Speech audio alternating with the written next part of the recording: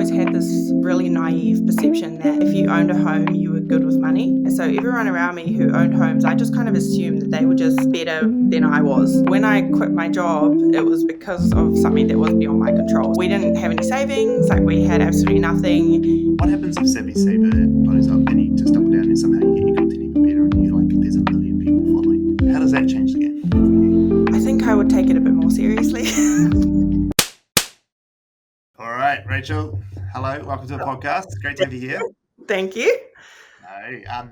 It's going to be a fun one today, actually, because I love talking about money and I love talking about finances, and a lot of the things that I've seen you talk about on your channel, I just didn't know.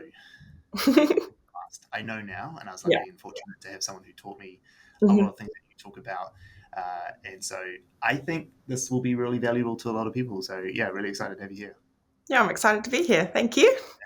No worries. Okay, so your journey is quite interesting for me. So tell me if I got it right, but like you were in a bit of debt. Yep. You're in a bit of debt and kind of like in a situation where that was quite overwhelming. Is that how you'd put it? Yes, definitely overwhelming. But also kind of my norm. So like growing up, my parents were kind of always on credit cards and I just kind of thought that everyone did it. Yeah. So yeah, it was kind of my normal, but also I knew deep down that it really wasn't normal. That's so interesting. Hey, I think that's like such a common thing in today's world where debt, credit card debt, spending beyond your means is like such a normal part of everyday life now, especially with the rise of like buy now, pay later. Yeah. And just like the crazy amount of people who have buy now, pay laters right now. Yeah. Okay, so super interesting. Okay, cool. So we're going to dig into this a little bit, but I would like you to take me back around your journey with content creation, actually, rather than if people want to know about your debt story, they can go watch your debt story on your channels. But I kind of want to know just like where did this content creation piece start? Because I haven't seen the beginning of your journey. I've seen what you've done in recent times, but like why did you start making content about this stuff? How did it happen? So for me, like, I mean, my background is in like legal. So I'm actually like a qualified lawyer. And so when I quit my job, it was because of something that was beyond my control. So I got pregnant, I got really sick with the sickness called hyperemesis, and I pretty much had no option but to quit my job. We didn't have any savings, like we had absolutely nothing. And life at home was kind of a little bit tricky because we just got married, we were still living with my parents, and family chaos. It's hard. Like it's good for a period of time living with your family, but then at some point you kind of have to branch out and go out on your own. And we knew that we couldn't do that in our position because we had maybe just enough money for a bond. And so we kind of just bit the bullet and did it. And I knew that I needed to make it work because I was a stay-at-home mum, and the only way that we could make it work was if we made some serious life changes. And so throughout my journey, I kind of started speaking to people, and I thought that everything that I knew was like, I guess, common sense or what everyone did. And after speaking with a lot of people, I realized that it wasn't. Like my systems and my kind of beliefs were totally different to, I guess, what a lot of people were talking about on social media. And so my friend was just like, hey, you should just post some videos. And I knew absolutely nothing about social media. Like I was one of those people that hid from the camera growing up. Like I was behind the camera taking the photos, not being in the photos. And so it was so foreign to me. And so I started posting, and I really just thought that it wouldn't really go further than maybe like a couple hundred people, if that. Like I kind of thought it was for my friends. And then it just kind of took off, and I was like, okay, I kind of need to get good at this now. Like people are watching me and expecting things. And so I just kind of, threw myself in and did the cringe content. You know, everyone starts off cringe. I did the cringe, got through it, and now I'm like a little bit better. No, you're playing it down. When was that time? Like, give me a time frame. What year was this? So I started my page in, I think it was like 2022. But I didn't really take it seriously until maybe like a year and a half, 2 years in, when I saw that it was kind of growing.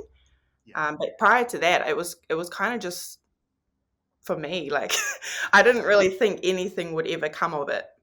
Yeah, interesting. And okay, it's from that point in time to now, like just in general, like what's changed like for you? How did that change by the time, like since you've started doing that? Like, what changed once you started putting out this content and getting this sort of following? I think for me, like, it opened a lot of doors, not just for people to come and like speak to me and like just open up their situations, because a lot of people were kind of in the same situation, or I had a lot of mums messaging me and be like, hey, like I really want to be a stay-at-home mum, but I didn't think it could work. Like our income's kind of similar to yours, our expenses are kind of similar. So it kind of just made a lot of people realize that there's a different way to live. And from that, like I actually gained like a financial wellness consultant kind of casual job. And so all of these opportunities have kind of come up that were really just an accident. Just because of people knowing who you were. Yeah, yeah, Yeah, definitely. yeah, that's great. That's something like Mhm, I say to a lot of people too, like, especially businesses. The one of the best benefits of brand building, whatever that brand building might be, is that there's these unknowns that you didn't know would have happened. There's no mhm. way that you could have thought this opportunity was an opportunity Yeah, until it came to you, and then like yes, it starts to change your life a little bit. it definitely does. Yeah. Okay. Something that's real interesting. I did know that your background is that you're a lawyer, and I Mhm, think that that's super fascinating for people. And I think that's probably part of the reason that your story resonates a lot with people is that mhm, fuck, if a lawyer can't do this, like the rest of us are fucked. So that's kind of interesting. Like that, even at that point in time, like you're a well-educated person, that mhm, this idea of financial literacy or the way that we save or spend money or apply to debt, like it's not a knowledge-based thing. It's mhm. not like a Yeah, smartness type thing, right? Like, talk to yeah. me about that. Like, why is that? Do you see that more often in your community as well? As like the types of people coming through, just like every walk of life. How does that look? Well, it's interesting because I kind of always had this, I guess, really naive perception that if you owned a home, you were good with money. And Mm, I always believed that. So everyone around me who owned homes, I just kind of assumed that they were just better than I was. And through kind of the work that I'm doing, like I realized that that actually has no correlation there's no correlation between the two. And I have some, I guess, well off family members. And they actually watch my content and think, I never even knew that. So they like pay people to manage their things and they don't even know what's happening behind the scenes. So it kind of just made me realize like I know nothing. Like I everything I thought about finances is crap. Like put it bluntly, like yeah. yeah, total crap. Like I kind of had to learn, you go on social media and you see all this stuff about wealth and investing, but nobody was really talking about like how do you actually just survive? Because a lot of people are just surviving, and that I think there's this like I guess like it's a taboo subject because nobody wants to just survive in this economy, but it's the reality. Yeah. I mean, yeah. No one wants to survive because like you don't actually get out of the problem, right? Like the problem's Mhm. still there. You're not. You're just Yeah, putting a band-aid on. yeah, Yeah. definitely. Yeah. So I mean that's kind of interesting then because like what does that say about how we're raised to think about money in New Zealand? Mm. Yeah. Yeah, I don't know. Like honestly, everything that I've kind of learned. So I've read a lot of finance books, and I've kind of taken what I liked, taken what I didn't, and kind of like come up with like my own sort of system. And what I've realized is it's less about like money and it's more about like your mindset and your systems.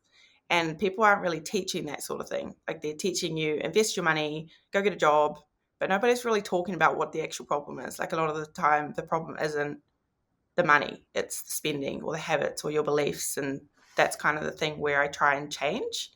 Yeah. Yeah. Interesting. Do you think that there's a bigger role in the world, like, or what is it that schools, families, banks, like, what should people at an institutional level, what should change?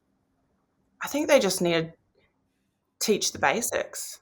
Yeah. I know that there are a lot of courses that teach like business skills and economics or investing like on a very basic level, but people actually don't know the basics of how do you actually create a budget, like how do Yeah. you put your money against your income and expenses and make it work, like make it flush.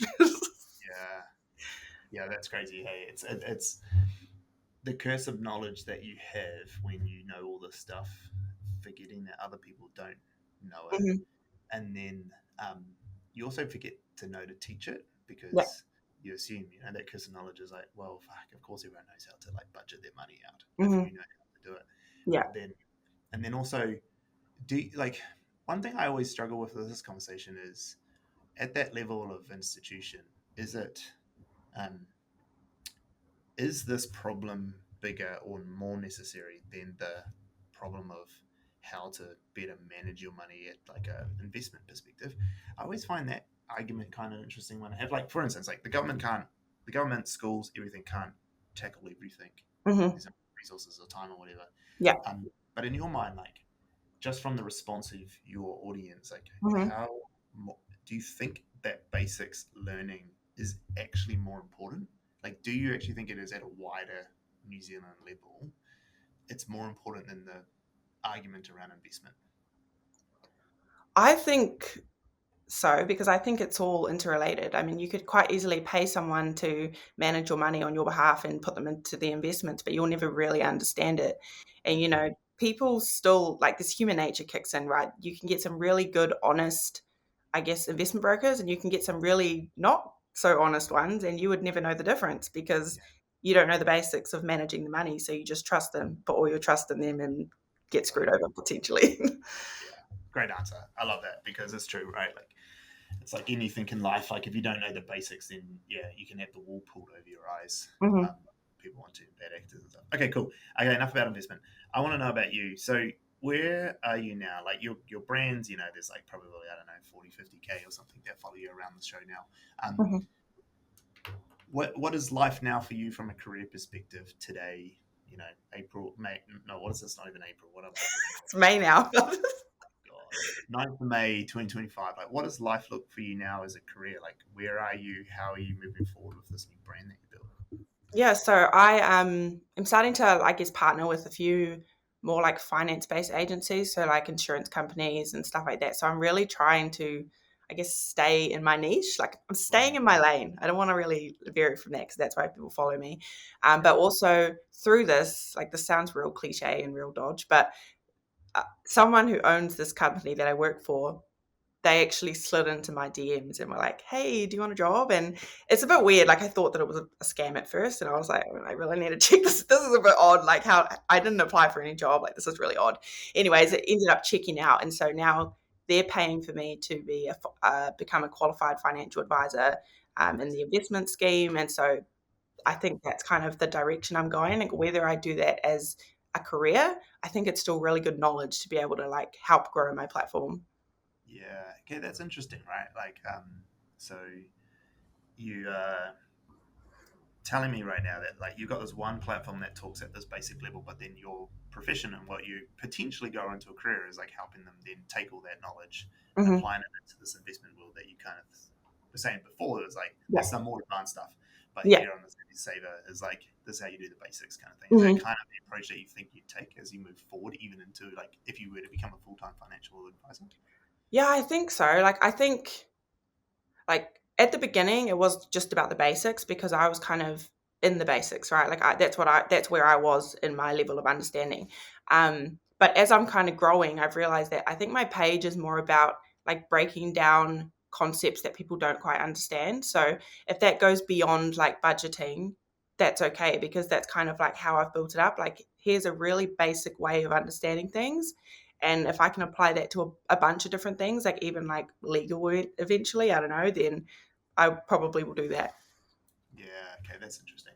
Um, I One thing I see with like a lot of people's niches, and you've sort of already hit on this, like stay in your lane, is that they they grow as they grow, try to grow with the audiences, right? They're Hmm. trying to grow and develop in it.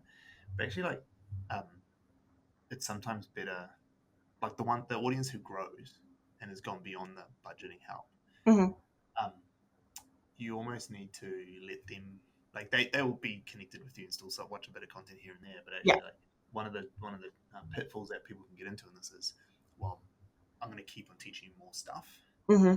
because I'm going to think about that person who's been out there from the Yeah. beginning. But Hmm. actually, you're really teaching all the new people coming in. Yeah. That's the thing Yeah. that you've got to stick to. And I think you've already kind of touched on that, like staying in your lane. Hmm. But I think a lot of the creators listening, like, if you're someone who does educational content or anything of like showcasing how to grow to a Yeah. certain extent, it's like really appealing to be like, oh, I'm gonna like now teach you this stuff and this stuff and all this Hmm. stuff. actually all you really need to do, and I can see it actually from some of your stuff because you just do the same video but on a slightly different scenario kind Yeah. of thing. Is it's like, actually no, I just keep teaching the same basics day in Hmm. day out. Yeah. And I actually really like that because like there's like different people I watch in the entrepreneurial space or marketing Hmm. space, and the videos that resonate with them the most is the stuff I've heard them say 100 times, Yeah. and it's like a good affirmation, like, oh, that's still the right thing to do. Hmm. Like, in your case, it's like budgeting's still good. Like, if you want to Yeah. make money, you still need Yeah. a budget. Like, and so it is a good trap that people. Oh, it's a bad trap that people get stuck into. But I think like you've probably got. I mean, you just said it. Stay in your lane, and like stay in Hmm. there is really important. But I think it's important for other people who might be listening to say, make sure that as you grow this channel, you stay in the audience that it's for. You don't, Yeah. especially as educational, you can grow somewhat, but if you start growing out of that audience, Hmm. it'll change the audience. It'll change the whole channel that it's in. Yeah. So that's quite interesting. So okay, when you think about this career potentially being a financial advisor or whatever it might be, what happens if Savvy Saver blows up and you just double down and somehow you get your content even better and you like there's a million people following? Hmm. Like, how does that change the game for you? I think I would take it a bit more seriously. So honestly, like this is honest truth. I literally have an idea, I film it, I Yeah. cut a few things and I post it. Like 10 minutes, done. And I don't think that's how it's supposed to be in content creation because I see a lot of creators like putting a lot of time and I'm like, maybe I'm doing something wrong. So maybe I'll put a bit more time into like my editing and my storyline and my content. I don't know. That's an interesting point to talk about. Like, tell me, why do you think that? Why do you think you need to put more time and energy? Like, is that truthful? Or is that just like a knee jerk reaction because you see other creators do cool shit?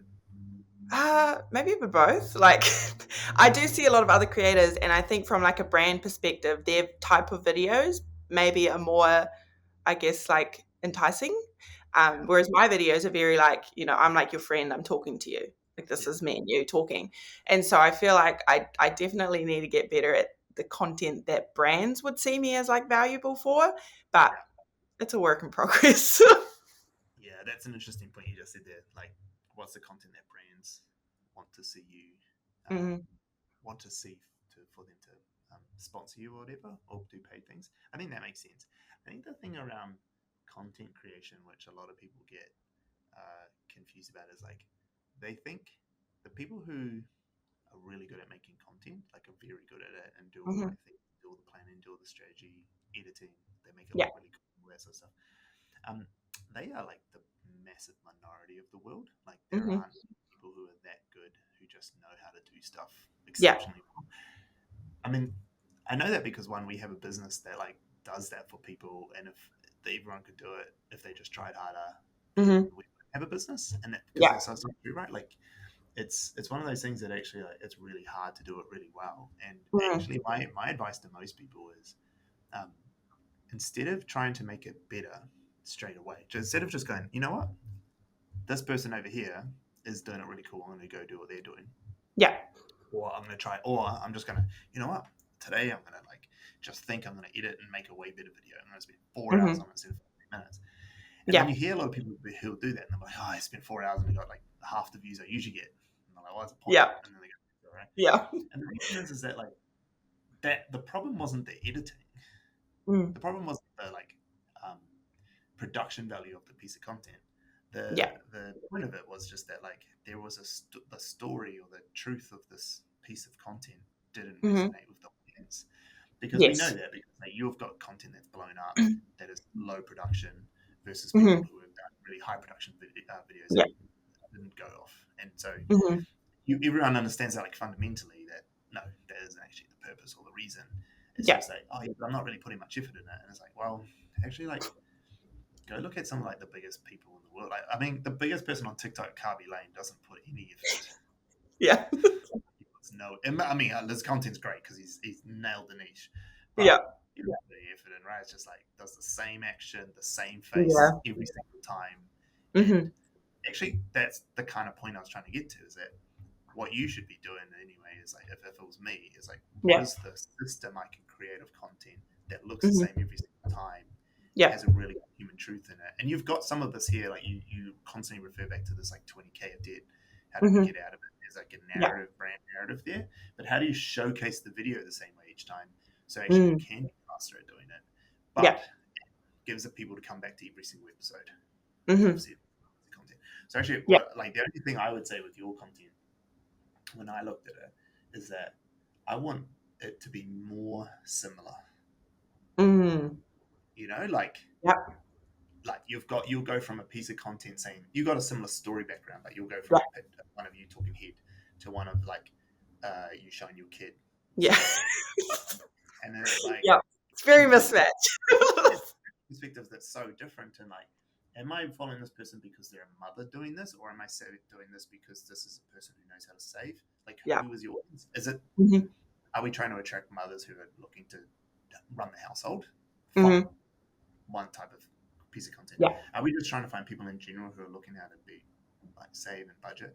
Mm-hmm. It's another conversation and another audience that just go after that, and that can encapsulate the mother's audience as well. So they can choose. But I actually like most of the time I think to people like, you don't need to try harder, you actually need to try simpler. Yeah. Like that's the interesting thing. Like if you can do it simply, then you'll do it better. Yeah. A good example is I don't know if you ever saw the Attention Seekers like water bucket one that we did with Joni for like. I did see that. I was very invested. Just me and Joni when we came up with it, we spent like hours. That took us so long to come up with that piece of content. Yeah. It took us weeks, and one Sunday afternoon we sat there for like 4 or 5 hours, just wrecking our brain. At one stage we were going to set stuff on fire. Like it was this entire thing. Yeah. And then we kept stripping it back and going, what is the core essence of this? Why would people follow? What is the core essence? The core essence is it's a boss versus employee dynamic where she was trying to be me in my marketing strategy. And she did one thing to go, this is ridiculous. Why would this work? Kind of thing. Tip the bucket. Yeah. We stripped everything out. She didn't talk. It was on-screen text. It was 20 seconds long. Mm-hmm. It was literally her, like, as long as it took to film, this is how long it took to edit, kind of thing. Yeah. And by getting it to its most basic and simple premise was the reason it worked, because it was no longer convoluted. People understood what they were following along for and what they were trying to do. Yeah. And we could evolve it later on into the future because now the audience knew. So now we can add layers to it as we went along. And we did food and all sorts of crap. And then we tied it into, at the end of the series of Kiwi Harvest was a client of ours, so we tied it into this food waste phenomenon. Yes. Which was kind of funny, and everyone was giving us shit for, but it was the whole point. So my advice to you is like around that content creation is like, how do you make it simpler? Yeah. And it's actually interesting that you mentioned that, because I've been thinking a lot lately, and I've seen, I don't know if my FYP is the same as everyone else's, but a lot of it has been like consistency, and like when you scroll, right, people see you and they know who you are. And so I've actually been thinking a lot, like, how do I make people notice me? Because all my videos are kind of like talking to you, and that's kind of it. And I mean, it's probably my bad. I haven't really done much, I guess, education around like content creation. I kind of just make it up as I go. So maybe that's a lesson to be learned. You know what? Like talking head video, talking to the camera the way you are, like talking to someone's friend is a great thing. Consistency is the thing though. It's like, you're absolutely right. How do you be consistent in it? Show up every day, show up multiple times a day, have a consistent narrative that people understand. Yeah. Also, like, what is the thing? Like, money is such a good topic because it's so, it has such a strong emotional reaction to money. Yeah. And to be fair, it's probably the reason why your content resonated so quickly is because it wasn't just a saving piece. It was just the fact that someone was talking about money because no one does. Yeah. So the fact that you can. So actually, my advice to you is like, if you feel comfortable talking to camera, I would just continue to do that all day long. Okay. How do you structure the story? Yeah.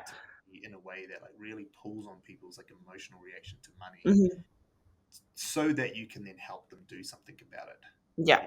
Like that's the purpose, right? It's like, I'm pulling on your heart around money because I know this is really painful for you, but then here's the solution for it.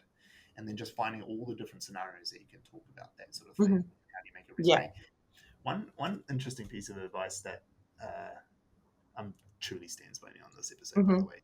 This is a true, like, I'm sorry, I'm going to go back to talking about go back. is talking like to a specific person each time. So let's say like and really specific, right? Let's say Yeah. you're going to talk to today. I'm going to talk to a 24-year-old Chinese female student in Auckland. Mhm. Okay. My targeted her. Okay, what does that person struggle with money Hmm. compared to a 52-year-old male Maori man from Taupo? Yeah. You know, like Yeah, I get where you're coming from. Yeah, because I feel like all of my content is targeted to a very broad range of people rather than like one specific person. So you're basically reading my brain right now. I'm good. I've been thinking about all of this, but I'm like, how do I fix it? Like, I know there's a problem. But I'm like, how do I fix it? Yeah. You are the fix. No, but I mean that's the point of like this podcast. Actually, it's like Mhm. it's really easy for someone from an outside perspective to see the problem, Yeah, tell you it, because I don't have all the other clutter of what's going yeah, on. yeah, And then it makes me sound real smart. It's like, oh, he just cuts right through. Like, well, because yeah, like, he's not full of all the bullshit. yeah, I yeah. don't have it. I've got my own bullshit. Because I can look at my own content and be like, people can be like, Stan, fix your own shit before you talk about it. And there's an argument there for it. And I think that argument comes back to good storytelling Yeah. and time and effort.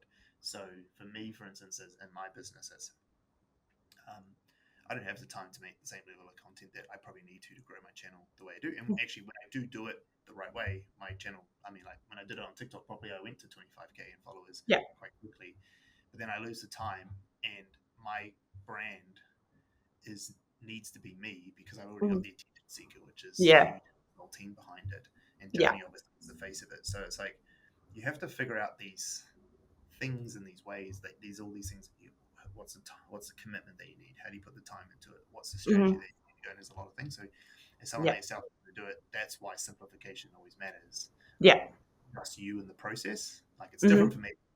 I'm Yeah. allowed to be a little bit lazy with my own brand because Yeah. I have a business that can afford to do the other things, Yeah. right? Yeah. And so Yeah. I mean, trust me, it was a grind to get to that point. I didn't Yeah. have it at the beginning. I had to do it, Mhm. but you get to that point, and then now, like this Stansplaining is the best thing I ever did because Yeah. I mean, it's my Instagram, for instance, has only grown because of Stansplaining. Mm. All I have to do is turn up and talk shit for an hour, and then we Just didn't talk. girls now. Yeah. My team gave me a brief. Obviously, Mhm. like Stan, just try to stick to these points. I've gone completely off them. They're going to Yeah. get annoyed at me, but that's fine. And there's like a whole editing process and stuff that just happens. But when you're on your own, you don't have all that. You shouldn't have all that either. So like, how do you like really keep it simple? So yeah, look, I might be the answer, but only because I don't have all the bullshit, and it's just about application. That's a bonus. there's a lot going on up there. I got my own shit. I don't need my own stuff going on, so it's fine. Okay, cool. So I just took over the podcast. I'm going to come back to you. Think about like in a real world of this channel growing. Like, I don't want to like deter you from like going into a new career because that's awesome. Financial services businesses and organizations are great, and it's a great business to go down. But like, how like outside of just like getting the content to working properly, like how would that actually even if you did build this up to 1 million followers, like how would you monetize that? Like how would you use that audience to build a career and a business out of it? Like what would you do? Have you ever thought about that? I mean, on a very vague level, not like anything in depth, purely because it's kind of like, what do they call it? Tall poppy syndrome. Like I never feel like I'm going to get there, even though I probably didn't think I was going to get to 22,000 either. So I don't know. But yeah, I kind of think, like I think it would really be cool to go and like talk in schools and like, help with that because you can only rely on like the curriculum and stuff for so much, right? Like you kind of have to be the change. If you want change, you kind of have to do that because you can't rely on anyone else. And so I really love the idea of teaching kids because a lot of the time, like when I speak to parents, like they don't know. And I'm like, okay, cool, they're learning and they could easily teach their kids, but they don't really put the time in. And so I I would love to put the time in to like help teach their kids, you know, the very basics. But other than that, I haven't really thought about it, to be honest. How do you sustain something like that? Like teaching kids, like there's not a lot of money in kids teaching kids stuff, and that, Yeah. like, I mean, there is. Don't get me wrong. Teaching Mhm. children is a massive billion-dollar industry, Yeah. multi-billion-dollar industry. But like in this financial literacy space, where Mhm. it isn't like almost the society doesn't desire it just yet the same Yeah. way, because it's not in the institutions and Yeah. schools and stuff. How do you turn that into like a viable business? Because you've got a family to support. So like, Yeah. like how do you feed the family by teaching kids money? Yeah. Honestly, like, because when I started this, I didn't go into it thinking that it was going to become like a monetary thing. Yeah. I don't think I've ever really put thought into it. Like, I've been getting a few like brand deals here and there, and it's like cool extra money, but I've never really thought like, could I turn this into a career? And so I think unless I think like that, I probably won't come up with any like solutions. Do But what? it would be great. Like, it would be really good to be able to continue doing what I'm doing because I'm like enjoying it, you know, teaching people what I already love myself. It would be great to be able to turn it into something, but I just, yeah, haven't really put much thought into it. So if the Savvy Saver became something that could help you fund your lifestyle, that'd be an awesome outcome. But it's not saying that you're like actively pursuing right now. Yeah. Yeah. Interesting. Well, yeah. I mean, Is it? maybe it's just I'm not actively pursuing it because I haven't thought about it Yeah. enough. Like, I'm kind of one of those people where I've kind of got to know maybe like 80% of what I'm Yeah. getting myself into before I jump in that rest of that 20%. But yeah, maybe after this conversation, we might have a different story. Like, Yeah, maybe. I mean, that'd be awesome. I'd love yeah. that. So let's try it. Um, I mean, if you had any ideas, then I'm all ears. I got so many ideas. We're going to go through it. Fuck it. This is Yeah. going to be so many episodes. The first thing that jumps to my mind when you say I want to teach kids this thing is uh, Jazz Thornton and Genevieve, Mhm.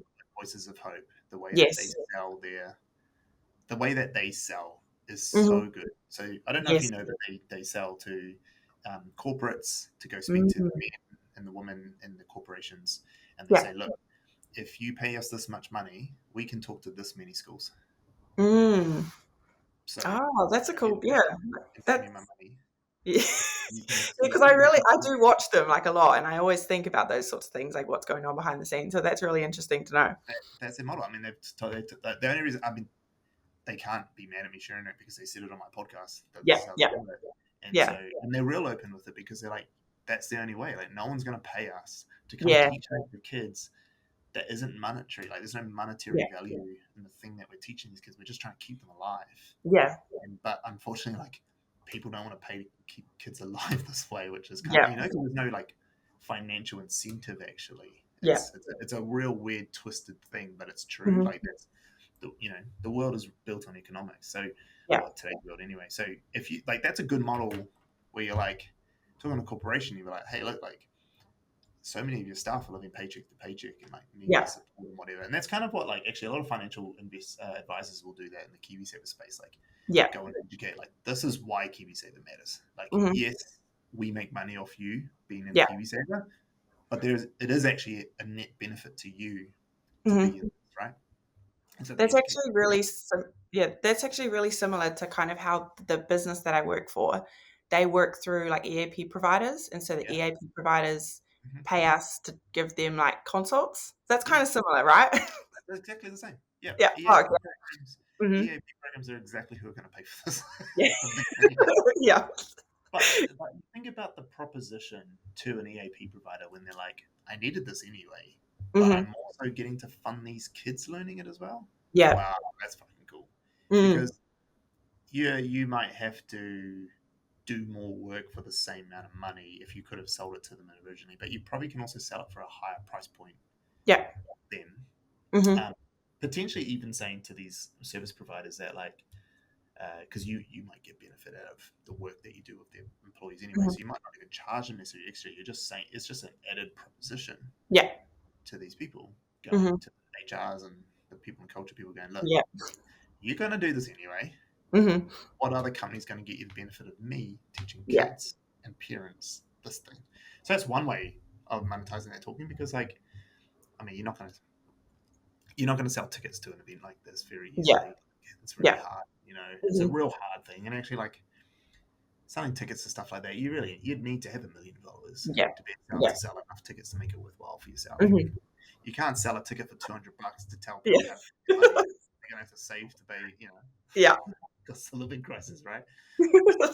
You have to find out other ways to do it. There is this old idea that and look, honestly, at the start of this podcast, I would have talked about how the more money you have, what am I saying? The more money you want to earn, you would have gone and got more and more brand deals. To get more and more brand deals, you would have just built up a bigger and bigger audience. Yeah. The problem with that line of thinking in today's world is that even 2 years ago, I was saying this is a thing. Today, it's like the saturation of it means that like all influencers and all creators getting paid less, even though more money's going into the creator world. Yeah. There's just exponentially more creators. And Yeah. everyone's getting paid less, so it's constantly going to get harder and harder to do it. Mm-hmm. Doesn't mean it's not a viable way. I know plenty of creators who make very good money off brand deals. Yeah. So there's still a viable way, and for like, but actually, the creators I know who are making enough money to like, who are an equivalent pay scale to a financial advisor who's got a good career, they're in the millions of followers. Yeah. They're 4 or 5 million followers across their platforms, and they're only at the point that a good financial advisor is equivalent of. A good financial advisor can easily. I shouldn't say easily. It's a really hard job. But they can 100K as a good financial advisor in New Zealand if they're doing their work right. And, to get to that level as a creator is like actually in New Zealand it's hard as shit. Like it's real hard to get to that level. Yeah. So I kind of switched my tune a while back, about a year ago, then to be like, okay, well, what's the product you can sell? You've got an audience, rather than getting brand deals, why don't you just be the product so you can take it full 100%? So I used to think like that was the main thing. Like this is like, what's the products that we can sell? And then because you saw it all happening around the world, and then I realized, and you watched it, how fickle those businesses are and how quickly they come crumbling down again. Yeah. So you'll get a big flurry of purchases at the beginning, but then it dies off and it's really hard to keep going. And I've seen that with like some of the stuff that we've sold initially, or like the advertising avenues that we've gone down. Like for instance, we started running Facebook ads at the start of this year, and they went really well. We got a bunch of clients through the door for it. But then now, like that initial flurry is like tapered off now. They're really underperforming now, and that's like a real typical thing. We even did it with our cohort program. I like sold in like 30 something people at the beginning at like $6,000 a pop, and like they've been really good. It was awesome, and I was like, oh, this is great. This is a whole new arm of our business. Yeah, I've never sold another one for $6,000 since. And now we've changed the whole model for how it works. That I just had 30 people who'd been following me for so long. They were the only 30 people out of the tens of thousands who were following. Yeah. So then I was like, okay, well, fuck. You can't do product. What can you do? And how can you do it? And I think actually what my advice to a lot of small creators now is to stop worrying about the monetization piece at the beginning, because I kind of always said that, like the longer you build out, the better. Yeah. There's this combination of building your content brand up the best, which I used to always say was the most important thing. If you just got to 4 million followers, you'd be fine. But actually, my advice to people now would be, instead of going after 4 million followers as the primary target, go after the amount of people you can talk to in person. How do you get into real personal communication and contact? Which means that actually your thing becomes like, can I run little like events around Napier and just get like 10, 20 mums in, and we just go for coffee and I talk about it, and we just help them create content from it. Of course, that goes up into your content sphere and whatnot. But you have these like interactions with people, because what that will do is it'll open up a bunch of doors way faster than just like content stream coming in. Yeah. Because you now know this person. You now know Mary, and Mary's like, I work at Fonterra, right? Like relationship building, networking. Yeah. And then you build out this other thing. So actually, my advice is not necessarily what's the actual product you sell. It's actually going, you got 30, 40, 50, whatever it is. Let's go, okay, followers, let's go pull as many of these micro events that you can pull together, working and talking to each other. Don't necessarily have to charge. You might charge like $5 to get rid of referral, so that you've just got good quality people there. Yeah. And then just wait, or not wait, but like talk about the opportunities that could come and do Mm-hmm. that later on. And then the thing that you're talking about, like the Voices of Hope do with the guys, is that Yeah. that could be one potential really good product or outcome. Mm-hmm. But Mm-hmm. my first thought is like, don't worry about that so much, Yeah.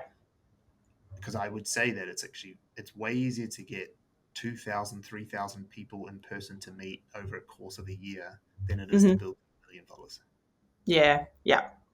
And 1,000 That's true. true fans, that's that old concept, right? 1,000 true fans will make you really wealthy.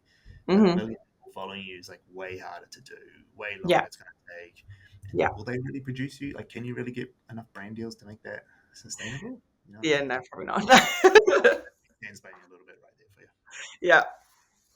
But I feel like also like it would kind of change if if I was doing that many brand deals, it would probably change the type of my like page and content, like from authenticity to like you're getting paid to say this now. So yeah, I agree. Yeah. It was like what's his name, Luke from Keep the Change. Like Mm-hmm. he never took any brand deals with his brand, and his brand had grown massive. And you're in a similar space of financial literacy for individuals. Mm-hmm. But he, like, for him, it was so your side of the equation is stop the spending, or that's probably the bad way to put it. Be mindful of the spending. Yeah. His model was just make more money, like Yeah. get a side hustle, go and work some more, like Mm-hmm. and like as a primary narrative is probably the Yeah. best way to put it. But also don't get credit cards and don't do buy now pay later. He said all the same Mm-hmm. stuff. But Yeah. his monetization was obviously the accountancy practice that he has. Mm-hmm. So he had this business that he had, like a real legitimate service-based business that Yeah. would fund it all. That is another really good way to think about this, which is the financial advisor piece. So just don't Mm-hmm. ever change Savvy Saver. Just let it grow Yeah. massive and Yeah. just run a really fucking fantastic financial services business. Yeah. Because there's actually like so much wealth creation in financial services businesses. Mm-hmm. Like I know plenty of financial service people who are really good at what they do. Yeah. And build very fantastic businesses, both Mm-hmm. in KiwiSaver, insurance, mortgages, everything. Yeah. And actually then exited really well. Mm-hmm. I do know Camilla Tumai. Do you know who that is? What was the name? Camilla Tumai. No. Yes. Yes. Yep. Yep. Like story? Yep. I Yeah. mean, I don't know the number she sold out at, but I know Mm-hmm. the lifestyle is. Like, Yeah. she did well. She Yeah. did very well. She's Yeah. so cool too. She's such a cool person. Like we know each other quite Mm-hmm. well. Like that is a way better way at monetizing an audience that you Yeah. build than selling some course or doing some Mm-hmm. brand deals. Like, Yeah. Yeah. become the best financial advisor. Yeah. Mm-hmm. More sustainable. Yeah, way more sustainable, right? Yeah. Time on like LinkedIn, it's like make sure you're selling something of value when you're doing it. Mm-hmm. Like our business is a real business behind it. Yeah. Which has allowed for the growth that we've had because I'm not selling some $49 PDF on how to Yeah. grow your social media. Like, Yeah. Mm-hmm. how many of those do I have to sell just to pay the wages here? Yeah. Yeah. Well, Okay. just seeing loves them. The free ones anyway. Yeah, exactly. Okay, I've gone on so many tangents today. I barely talked about your journey and anything but that. But you know what? No, that's good. That's all good. I mean, what's some questions that you might have for me? And we've got like 5 minutes left. Is anything follow up or? I mean, it's probably like unrelated to what we just spoke about, but do it. kind of left field. But Yeah, okay, so I've grown on like Instagram, right? But TikTok, I'm still very low, and I just do not get the difference between. Like to me, okay, this is my version of TikTok. TikTok is like entertain. What do you call it? Instagram is like education. Yeah. And I do not know why I do really well on Instagram and TikTok is just like, what are your tips for the TikTok side of things? Yeah, that is such an interesting observation that you just made around. So wait, just let me get this straight. When you say Instagram is education, TikTok is Mm-hmm. entertainment, are you referring to the platforms or your content on each? The content, possibly? Like, I mean, I kind of just post the same content on both. But Okay. what I noticed, yeah, like on Instagram, I could go on someone's page and they kind of done it in a way where it's very like educational. And then I go on TikTok and they've kind of talked about the same thing, but it's very like entertaining. Not so much like, yeah, I don't know. I could be wrong. I got some good advice. you are defaulting to the things that you see, and so there's some frequency bias in there, and there's some like algorithm tunnel vision Yeah. because of the way you use the platforms. Okay. It's dictating how you're seeing the content on the platforms. Mm-hmm. Because I can tell you right now, there are all types of content on all types of platforms. So they've got nothing different about them. And in fact, if you were to say there was anything about it, TikTok has specifically, as a platform, deliberately increased, and they've said this, artificially upvoted education content. Okay. Because for them, it is far more important to be an education platform because they're actually not trying to take on Instagram. Yeah. They were actually initially trying to take on YouTube. And so YouTube is the education king. Yeah. If you want to know how to do something, you go to YouTube and it'll tell you how to do the house, right? Yeah, that's true. And so I don't think the difference is there.